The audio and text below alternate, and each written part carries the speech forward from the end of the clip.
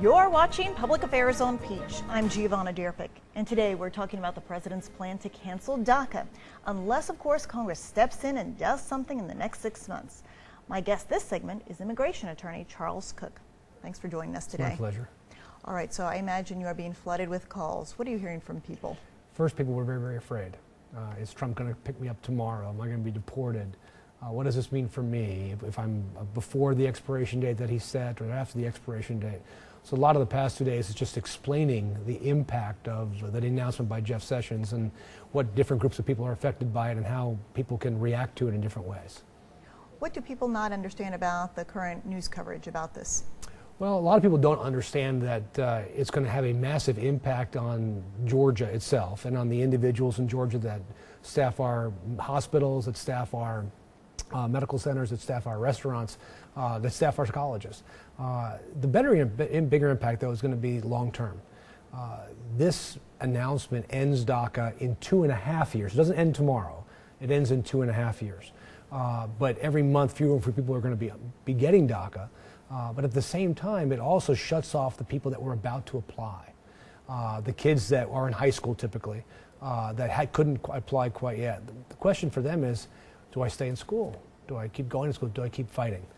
So a lot of people don't understand that there's an immediate, desperate impact on people's lives. This is about something much more than files or illegal immigrants. This is about human beings and people.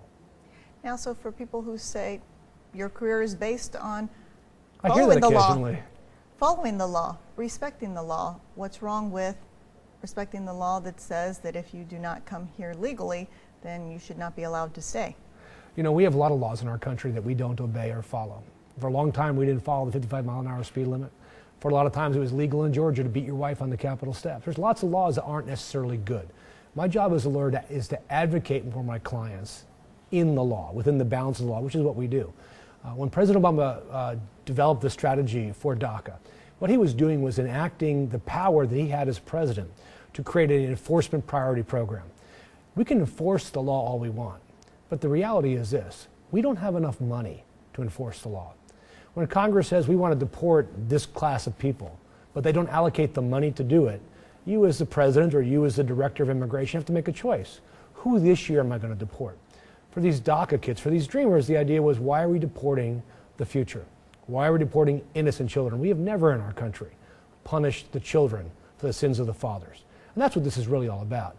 A broken immigration system that has manifested itself in the face of these children. For people who say, though, it's supposed to serve as a deterrent, if people know that they can come in here to the country illegally and essentially get a slap on the wrist, how are we going to deter others from coming in illegally? Well, here's your reality.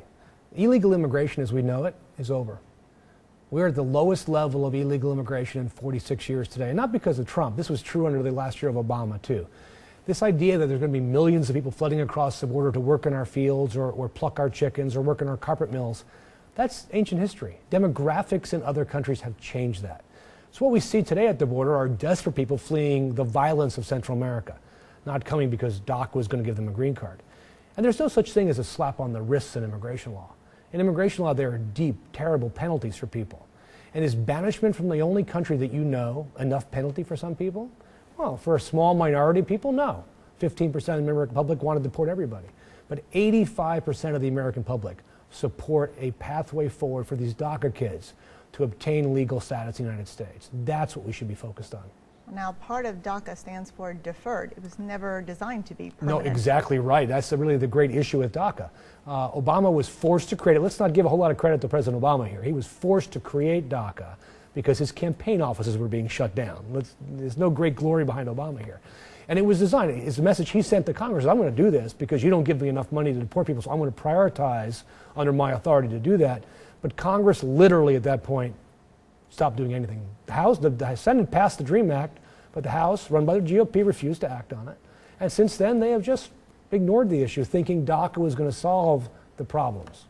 What's the likelihood that Congress will be able to pass legislation on this? Well, I don't live in Las Vegas, but generally speaking, probably about 30%. It depends on how much the president really stands behind what he tweeted today, which is DACA kids have nothing to worry about. if he really pushes this legislation and forces the House, because the issue is going to be not the Senate. The Senate is going to pass something that's going to be effectively like a DREAM Act. The question is, will the House take it up? This thing I do know. If you put these bills on the floor of the House and Senate today, there is 100% chance that they would pass with overwhelming majority. The question is, do the leadership have the guts to put them on the floor and do the right thing? We'll be watching and waiting. As will I. Okay. Thank you so much for joining us. Thank you. And don't go anywhere. Our Public Affairs on Peach coverage of the proposal to end Daca. We'll be right back.